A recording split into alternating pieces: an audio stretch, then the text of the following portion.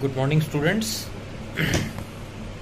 Community medicine जो हम लोगों का टॉपिक कंटिन्यू हम लोग जिसके बारे में बात कर रहे हैं, जो सब्जेक्ट हम लोगों का कम्युनिटी मेडिसिन है, उसके रिगार्डिंग जो भी टॉपिक स्टेप बाय स्टेप हम लोग ले रहे हैं, उसी की सीरीज़ में आज हम लोगों का जो टॉपिक है जिसके बारे में हम लोग आज बात करेंगे, वो आज हम लोगों का टॉपिक रहेगा natural history of disease. Last lecture में हम लोगों ने बात की थी कंसेप्ट ऑफ कॉजेशन की। तो कंसेप्ट ऑफ कॉजेशन क्या था, ताकि हम लोग फिर आगे नेक्स्ट टॉपिक के साथ में कम्युनिकेट हो जाएं या उसके साथ में हम लोग वापस फ्लो में आ जाएं। उसके लिए हम थोड़ा सा 1 मिनट में उसको रिव्यू करते हैं कंसेप्ट ऑफ कॉजेशन को। तो कंसेप्ट ऑफ कॉजेशन, इसमें हम लोगों ने बात की थी पॉजिटिव फैक्टर्स की, कि जो भी डिजीज़ होती हैं, जो भी बीमारियां होती हैं, उन सब के लिए पॉजिटिव फैक्टर्स क्या हैं, किस वजह से वो होती हैं। तो उसमें हम लोगों ने समरी में कुछ बात की थी, स्टार्टिंग फ्रॉम द हिस्ट्री से लेकर के अभी मॉडर्न कंसेप्ट तक के बारे में हम लोगों ने बात की थी। कि सबसे पहले जो हम लोग बात करते थे डिजीज़ के होने के बारे में, तो वो था जर्म थ्योरी। तो जर्म थ्योरी का लुईस पास्चर ने इन्वेंशन किया था। उसके अकॉर्डिंग उन्होंने कहा था कि डिजीज़ जो हैं वो जर्म्स की वजह से, बैक्टीरिया, वायरस या अदर जर्म्स की वजह से होती हैं।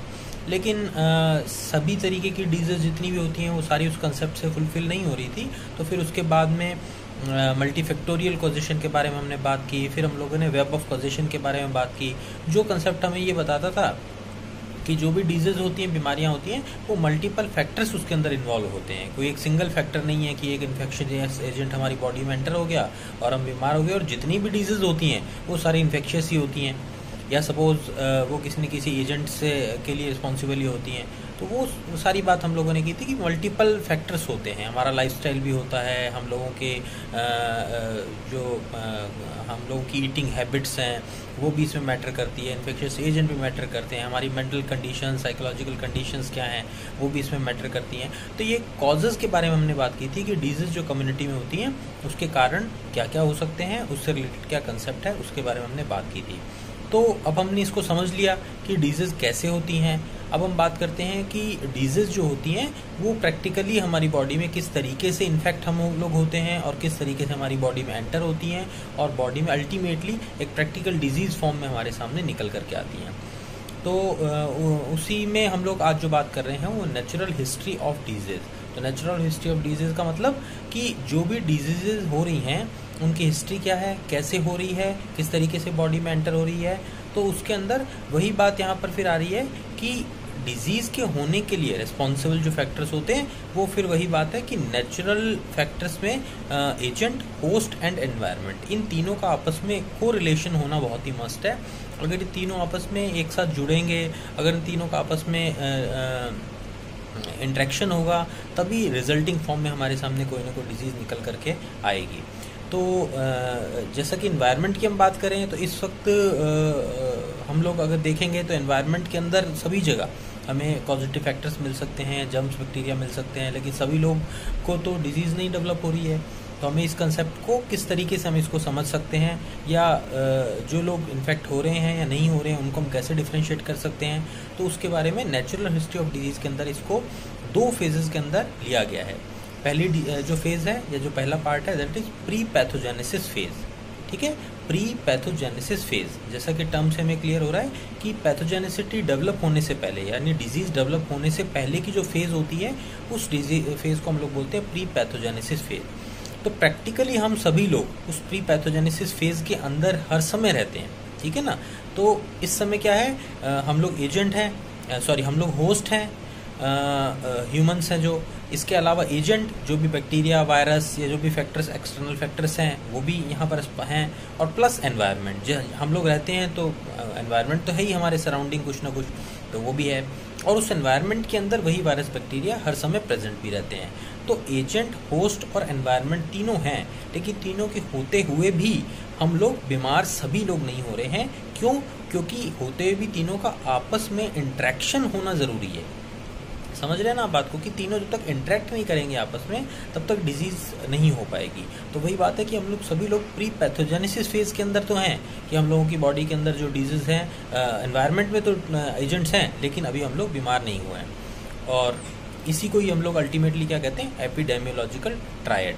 ठीक है। जैसा हम लोगों ने पहले पढ़ा था कि एजेंट, होस्ट और एनवायरनमेंट, ये तीनों जब आपस में मिलते हैं तब अल्टीमेटली इन तीनों के कॉम्बिनेशन से, ट्राइंगल से डिजीज रिजल्टिंग फॉर्म में हमारे सामने आती है, जिसे हम लोग एपिडेमियोलॉजिकल ट्रायड कहते हैं। तो प्री पैथोजेनेसिस फेज जो है उसके अंदर एपिडेमियोलॉजिकल ट्रायड जो है उस कंडीशन में हम सभी लोग एग्जिस्ट करते हैं। फिर उसके बाद जो नेक्स्ट जो फेज़ आता है वो आता है पैथोजेनेसिस फेज़। तो पैथोजेनेसिस फेज़ जो है वो फेज़ कौन सा हुआ, वही बात यहाँ भी टर्म से हमें क्लियर हो रहा है। पैथोजेनेसिस फेज़ यानी वो फेज़ जहाँ पर जो पैथोजन है, यानी जो फंगस है, बैक्टीरिया है या जो वायरस है या और भी एक्सटेंसिंग फैक्टर्स जितने भी हैं, एनवायरमेंटल फैक्टर्स हो गए, सोशल फैक्टर्स हो गए, वो सारे फैक्टर्स जब हमारे साथ में जुड़ जाते हैं होस्ट की बॉडी में, ह्यूमन होस्ट की बॉडी में जब वो एंटर कर जाते हैं तब हम उसे कहते हैं पैथोजेनेटिक फेज़। तो जब वो हमारी बॉडी में एंटर हो गए, एंटर होने के बाद में कोई ना कोई डिजीज़ हमारे सामने रिजल्टिंग फॉर्म में आ रही है या हमारी बॉडी में कोई भी साइन या सिम्टम्स डेवलप हो रहे हैं, तो हम उस चीज़ को कहते हैं पैथोजेनेटिक फेज। जैसे सपोज हम एग्जांपल से बात करें कि हमें फीवर हो रहा है, तो फीवर के अंदर क्या हो रहा है, हमारे आसपास कोई ना कोई वायरस जो है वो हमारी बॉडी में एंटर होगा। एंटर होने के बाद में हमारी बॉडी में कोई वायरल इन्फेक्शंस क्रिएट होंगे, उनकी वजह से वायरल फीवर डेवलप होगा in the form of sine and symptoms. तो फीवर, तो कहने का मतलब ये है कि जो पैथोजेनेसिस फेज़ है, उस पैथोजेनेसिस फेज़ के अंदर हम पैथोजेनिसिटी के अंदर हम चले जाते हैं। उस कंडीशन में जो भी पैथोजन है, वायरस, बैक्टीरिया या जो भी एजेंट है, वो हमारी बॉडी में एंटर होने के बाद में बॉडी के अंदर डिजीज़ प्रोड्यूस करता है और अल्टीमेटली हम लोग 3 हमारे जो डिजीज़ के टर्मिनेशन है उसके अंदर जा सकते हैं, रिकवरी, डिसेबिलिटी और डेथ। तो पैथोजेनेसिस फेज़ जो है उस डिजीज़ का रिजल्टिंग एंड क्या है हमारे सामने, 3 चीज़ें। या तो हम लोगों की रिकवरी हो जाएगी, सपोज हमें कोई फीवर हुआ है, तो फीवर हुआ है, हमने मेडिसिन लिया, हमने जो भी लाइन ऑफ ट्रीटमेंट है उसको फॉलो किया, तो हमारी रिकवरी होगी, हम ठीक हो गए। या ऐसा डिसेबिलिटी, कोई भी ऐसी डिजीज़ हुई जिसकी वजह से हम पूरी तरीके से ठीक नहीं हो पाए, कोई ना कोई प्रॉब्लम हमारी बॉडी में रह गई, या सपोज जैसे किसी का एक्सीडेंट हुआ तो कोई फ्रैक्चर हो गया, या किसी का सपोज एक्सीडेंट के अंदर कोई ऑर्गन जो है वो डैमेज हो गया परमानेंटली, तो डिसेबिलिटी हो गई। या टेम्परेरीली भी हो सकता है जैसे एक्सीडेंट की वजह से कोई भी पर्सन बेड पर आ गया हो, उसको हो सकता है कि 2 महीने 4 महीने के लिए उसको बेड रेस्ट करना पड़ा हो, उसको उसकी वजह से उसकी वर्किंग सफ़र हो रही हो, तो रिकवरी, डिसेबिलिटी और या फिर टर्मिनेशन हो सकता है डेथ। यानी अगर हमें कोई डिजीज़ हुई, उस कंडीशन में जो भी पैथोजेनिसिटी बॉडी के अंदर डेवलप हुई, डिजीज़ हमारी बॉडी में डेवलप हुई, वो अगर रिकवर नहीं हो पाई, हम लोग अगर सही तरीके से ट्रीट नहीं हो पाए, तो फिर अल्टीमेटली वो एक फैटल कंडीशन हो सकती है और जो भी होस्ट है, जो भी ह्यूमन है या जो भी होस्ट है, वो अल्टीमेटली डेथ के फेज़ में जा सकता है, यानी उसकी डेथ हो सकती है, मॉर्टेलिटी के अंदर वो जा सकता है। तो इस तरीके से पैथोजेनेसिस फेज़ जो है उसका रिजल्टिंग एंड हमारे सामने 3 तरीके से आता है, रिकवरी, डिसेबिलिटी और डेथ। ठीक है, तो ये डिजीज़ के 2 फेज़ हमारे सामने हैं, प्री पैथोजेनेसिस फेज़ और पैथोजेनेसिस फेज़। ठीक है, अब जैसा हम लोगों ने बात की इस पूरी डिजीज़ कॉजेशन के अंदर या हिस्ट्री ऑफ डिजीज़ के बारे में हम लोग बात जो कर रहे हैं, इसके अंदर हम लोग क्या बात कर रहे हैं कि 3 फैक्टर्स या 3 टर्म्स को हम लोग बार बार लेकर के आ रहे हैं, एजेंट, होस्ट और एनवायरनमेंट। अब ये एजेंट, होस्ट और एनवायरनमेंट क्या है, क्योंकि कम्युनिटी मेडिसिन में ये बेस है, ये इन्हीं तीनों चीज़ों के ऊपर सारी की सारी डिजीज़ जो हैं वो बेस होती हैं और उन्हीं की वजह से सारी रिजल्टिंग डिजीज़ हमारे सामने आती हैं। तो इन तीनों को भी हमें समझना बहुत ज़रूरी है कि अभी एजेंट कौन कौन से हो सकते हैं, होस्ट किस तरीके का हो सकता है, या अल्टीमेटली एनवायरनमेंट में क्या ऐसी कंडीशंस हो सकती हैं जिसकी वजह से डिजीज़ डेवलप हो सकती हैं। तो उनको हम लोग स्टेप बाय स्टेप उसके बारे में बात करेंगे। तो सबसे पहले तो एजेंट फैक्टर की जब हम बात करते हैं, सबसे पहली चीज़ जो आ रही है वो आ रही है एजेंट। तो एजेंट कौन से हो सकते हैं, एजेंट फैक्टर जो हो सकते हैं, एजेंट देखिए इस चेन का फर्स्ट लिंक है, जो हम लोगों की डिजीज़ डेवलप हो रही है उसका फर्स्ट लिंक क्या है, एजेंट। एजेंट से वो होस्ट में एंटर करेगा और होस्ट से वो डिजीज़ की फॉर्म में हमारे सामने रिजल्टिंग फॉर्म में निकल करके आएगा। तो एजेंट इस चेन का फर्स्ट लिंक है इसका। तो एजेंट क्या हो सकता है कि एजेंट एक ऐसा सब्सटेंस जो कि लिविंग भी हो सकता है, नॉन लिविंग भी हो सकता है, टेंजिबल और नॉन टेंजिबल, और हुज एक्सेस और एब्सेंस, ठीक है ना, जिसकी एक्सेस अगर हमारी बॉडी में हो जाए या जिसकी एब्सेंस हो जाए। जैसे हम लोग हार्मोन्स की बात करते हैं हमारी बॉडी में, या एंजाइम्स की बात करते हैं हमारी बॉडी के अंदर, तो ये चीज़ें हमारी बॉडी में अगर एक्सेस के अंदर होंगी, या सपोज हम लोग हमारी न्यूट्रिशनल कंडीशंस की बात करते हैं कि हम लोग जो भी चीज़ें लेते हैं वो ज़्यादा हो रही है, कम हो रही है, तो हुज एक्सेस और एब्सेंस, और दीज सब्सटेंसेस और एजेंट्स कैन बी सिंगल और मैनी। ठीक है ना, वो अकेला भी हो सकता है, बहुत सारे भी हो सकते हैं। तो कहने का मतलब है कि अगर इसको हम एक डेफिनेशन में बात करें तो डिजीज एजेंट क्या है? Disease agent is a substance who can be living और नॉन लिविंग, टेंजिबल और नॉन टेंजिबल, हुज एक्सेसिव और deficiency can be result in any form of disease and it can be single or many in quantity। तो ये एक तरीके से हम लोग इसको एक सिंगल डेफिनेशन में डिफाइन कर सकते हैं एजेंट को। अब एजेंट जो है वो कितने तरीके के होते हैं, कितने टाइप के होते हैं, तो उसके बारे में हम लोग बात करते हैं। तो सबसे पहले जब हम उसके बारे में बात करते हैं तो सबसे पहले हम लोगों के सामने जो एजेंट निकल करके आता है वो सबसे पहला एजेंट हमारे सामने निकल के आता है बायोलॉजिकल एजेंट, ठीक है ना। तो बायोलॉजिकल एजेंट्स जो होते हैं वो कौन से होते हैं? बायोलॉजिकल एजेंट्स जो जिनका एक फिजिकल हमारे सामने स्ट्रक्चर है, जो हमें दिखाई दे रहे हैं बायोलॉजिकल में, वो सभी आ जाएंगे। जो वायरस, बैक्टीरिया, फंगस, पैरासाइट्स, ये सारे के सारे बायोलॉजिकल एजेंट्स हैं जो एजेंट की फॉर्म में आते हैं। और डेफिनेटली ये सब अलग अलग तरीके से हमें पता है कि अपनी अपनी जो भी बॉडी में जिस भी तरीके से एंटर होंगे कहते हैं, उनसे रिलेटेड जो भी इन्फेक्शंस है वो हमारी बॉडी के अंदर प्रोड्यूस करेंगे। तो सबसे पहला एजेंट क्या हो गया? Biological agent. देन नंबर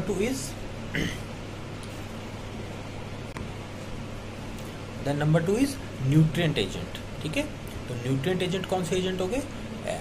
वो एजेंट्स जो हमारी बॉडी के अंदर हमारी जो न्यूट्रिशनल रिक्वायरमेंट्स हैं, अगर वो कहीं एक्सेस होती हैं या उनके लैक कहीं हमारे सामने कमी की उनकी हमारे सामने निकल करके आती है, तो वो जो भी डिजीज़ डेवलप हमारे सामने होती है उन्हें हम लोग न्यूट्रिएंट या जो भी एजेंट्स उन डिजीज़ के लिए रिस्पॉन्सिबल होते हैं उन्हें हम लोग कहते हैं न्यूट्रिएंट एजेंट्स। जैसे एग्जांपल्स के लिए हम बात करें कि अगर हमारी बॉडी के अंदर सपोज फैट बहुत ज़्यादा हो रहा है, ठीक है ना, तो अल्टीमेटली ओबेसिटी हमारे सामने निकल करके आएगी।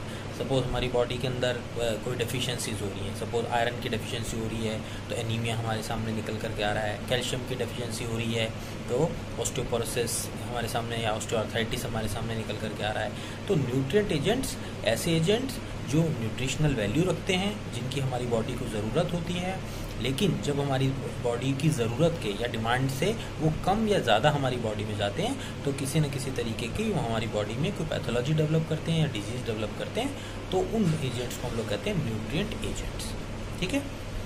Then number 3 physical agents. Physical agent कौन से एजेंट्स हो गए? हमारे आसपास फिजिकल एनवायरनमेंट से रिलेटेड हो गए। तो फिजिकल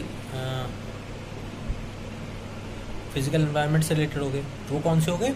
जैसे हमारे आसपास सराउंडिंग एनवायरनमेंट के अंदर heat, cold, excessive humidity, pressure, ये सब चीज़ जितनी भी हमारे आसपास फिजिकल कंडीशंस हमारे एनवायरनमेंट की होती है, वो सारे के सारे फैक्टर्स जो होते हैं वो कहलाते हैं फिजिकल फैक्टर्स।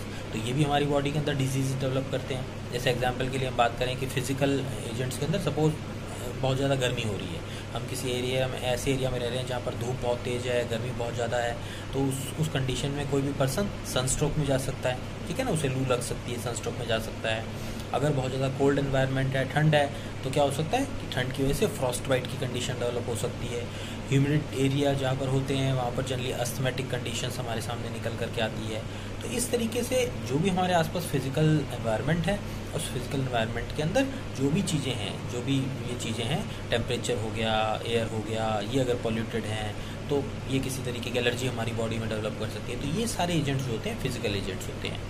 तो ये किसी न किसी तरीके की हमारी बॉडी में अगर एनवायरनमेंट में प्रेजेंट है और हमारी बॉडी उनके कॉन्टैक्ट में आती है और अगर सपोज कहीं ना कहीं कोई इम्बैलेंस डेवलप होता है तो रिजल्टिंग फॉर्म में कोई ना कोई डिजीज़ वो क्रिएट कर सकते हैं। ये हो गए physical agents. The next is chemical agents. अब केमिकल एजेंट्स कौन से हो गए? केमिकल एजेंट्स जो होते हैं वो हमारे दो तरीके के होते हैं यहाँ पर, ठीक है ना। केमिकल के अंदर एक तो इंटरनल केमिकल एजेंट्स, एक होते हैं एक्सटर्नल केमिकल एजेंट्स। जो इंटरनल केमिकल एजेंट्स कौन से हो गए? हमारी बॉडी के अंदर जो केमिकल्स हैं, ठीक है ना। हमारी बॉडी भी अल्टीमेटली हमारी बॉडी में सभी तरीके के केमिकल्स जो हैं वो प्रेजेंट रहते हैं हमारी बॉडी के अंदर, और जिनका बैलेंस जो है वही अपने आप में एक हेल्थ का डिनोमिनेटर है। अब हमारी बॉडी के अंदर कहीं कोई केमिकल इम्बैलेंस होता है, सपोज हमारी बॉडी में सोडियम की कमी हो रही है, पोटेशियम की कमी हो रही है, कैल्शियम हो रही है, आयरन है, तो ये जितने भी होगी, या सपोज अगर हम हार्मोन्स की बात करें हम लोग, या विटामिन्स की बात करें हम लोग, तो ये जो हमारी बॉडी के अंदर अगर कहीं कम ज़्यादा होते हैं विटामिन, इतने सारे विटामिन जो आगे हम लोग पढ़ेंगे, विटामिन ए हो गया, बी हो गया, सी हो गया, डी हो गया, तो ये विटामिन जितने भी होते हैं ये हमारी बॉडी के अंदर प्रेजेंट होते हैं, ये केमिकल फॉर्म के अंदर हमारे सब होते हैं।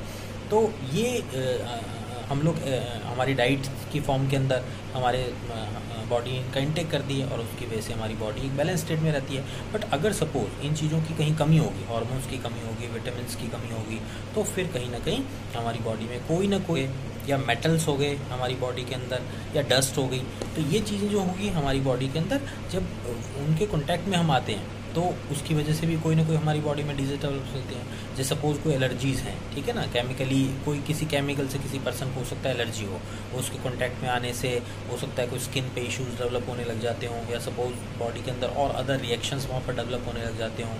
डस्ट है जैसे एक्सटर्नल एनवायरनमेंट के अंदर, तो डस्ट से कुछ लोगों को एलर्जी होती है कि डस्ट के कांटेक्ट में आने से उनको एलर्जी कंडीशंस डेवलप हो सकती है, उनको स्नीजिंग हो सकती है, अस्थमा हो सकता है उनको, या सपोज डस्ट की वजह से उनको और कुछ स्किन से रिलेटेड इश्यूज डेवलप हो सकते हैं। तो ये कुछ एक्सटर्नल हमारे सामने इस तरीके के केमिकल एजेंट्स होते हैं या केमिकल स्ट्रक्चर्स ऐसी होती हैं जो किसी न किसी तरीके की हमारी बॉडी में डिजीज़ को डेवलप करने के लिए रिस्पॉन्सिबल होती है। ठीक है, तो ये होगी केमिकल एजेंट्स। देन नेक्स्ट हमारे सामने कौन सा एजेंट यहाँ पर आएगा, हमारे मैकेनिकल एजेंट्स। मैकेनिकल एजेंट्स यानी कोई न किसी तरीके की मैकेनिकल इंजरी, कोई मैकेनिकल प्रेशर, वो अगर हमारी बॉडी में डेवलप होता है तो उसकी वजह से भी डिजीज़ डेवलप हो सकती हैं।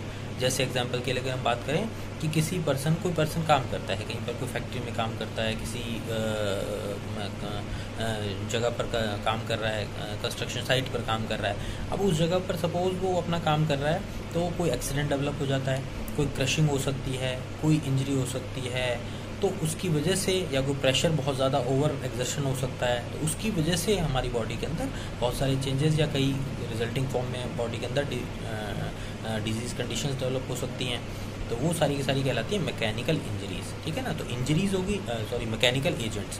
तो मैकेनिकल इंजरीज़ जो होती हैं वो हो गया, या सपोज प्रेशर से रिलेटेड जो कंडीशंस होगी, जैसे सपोज किसी ने बहुत ज़्यादा वेट किसी ने कैरी कर लिया, ठीक है ना, अब बहुत लंबे समय तक या बहुत लंबे टाइम तक कोई अपनी बॉडी की कैपेसिटी ज़्यादा वेट कैरी करेगा तो हो सकता है उसकी मसल्स में स्पाज्म डेवलप हो जाए, हो सकता है कोई क्रैम्प्स डेवलप हो जाए, या सपोज हो सकता है कि मसल टियर डेवलप हो जाए, या सपोज कोई पर्सन अगर जा रहा है उसका कोई एक्सीडेंट हो गया तो उसकी वजह से उसको कोई फ्रैक्चर डेवलप हो जाए। तो ये सारे के सारे जो हैं ये कंडीशंस जो हमारे सामने निकल करके आती हैं, इनका पॉजिटिव फैक्टर होता है मैकेनिकल एजेंट्स।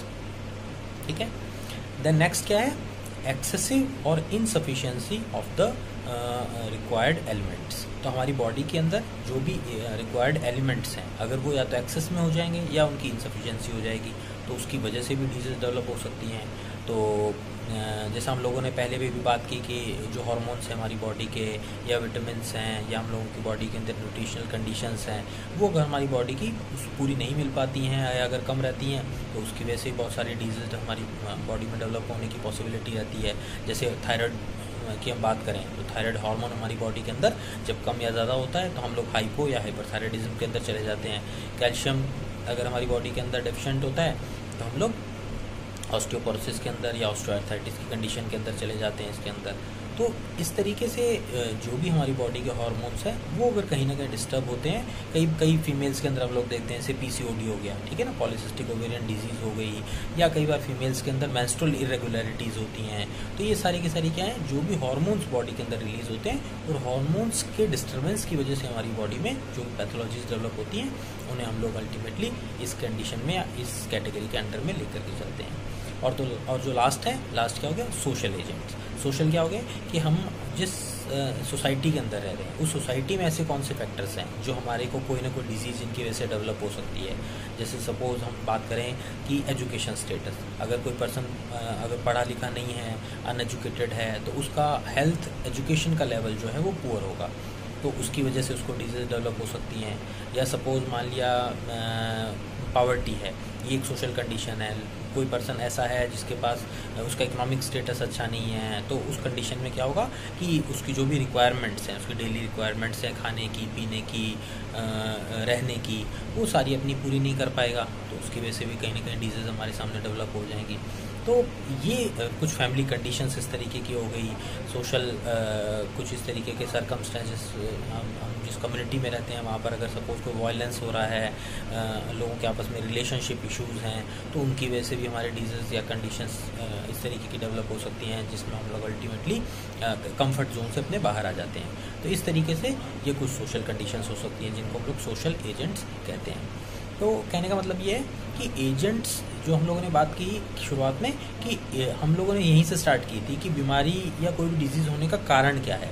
तो कारण की शुरुआत में हम लोगों ने एक एजेंट की बात की कि वो कोई वायरस या बैक्टीरिया हो सकता है या कोई जर्म हो सकता है। लेकिन अब जैसा हम लोगों ने पढ़ा आज कि एजेंट्स को जब हम देखने जाते हैं या कोई भी डिजीज़ हमारी बॉडी के अंदर जब होती हैं, जब हम उसकी डेप्थ में जाते हैं तो हमारे सामने एजेंट की फॉर्म में इतने सारे मल्टीपल जो है हमारे सामने फैक्टर निकल करके आ रहे हैं। तो बहुत सारे एजेंट्स हैं जिनके बारे में हम लोगों ने आज बात की कि कौन कौन से एजेंट और किस किस तरीके के डिजीज़ के लिए वो रिस्पॉन्सिबल होते हैं। तो इस तरीके से डिजीज़, होस्ट और एनवायरनमेंट, इन तीनों के अंदर ही जब हम कोई डिजीज़ रिजल्टिंग फॉर्म में आती है तो सभी का अपना अपना एक पार्टिसिपेशन होता है और उसके अकॉर्डिंग सभी डिजीज़ रिजल्ट फॉर्मेशन के अंदर अपना कहीं ना कहीं कुछ कंट्रीब्यूशन शो करते हैं। तो ये कुछ एजेंट्स थे जिनके बारे में आज हमने बात की और हम लोगों ने समझा कि कोई भी डिजीज़ जब डेवलप होती है बॉडी के अंदर तो वो अलग अलग तरीके से कौन कौन से एजेंट्स उसके लिए रिस्पॉन्सिबल हो सकते हैं।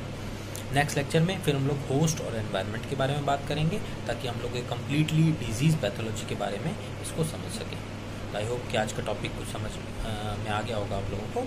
नेक्स्ट लेक्चर में फिर हम लोग मिलेंगे, होस्ट और एनवायरनमेंट के बारे में बात करेंगे। Thank you.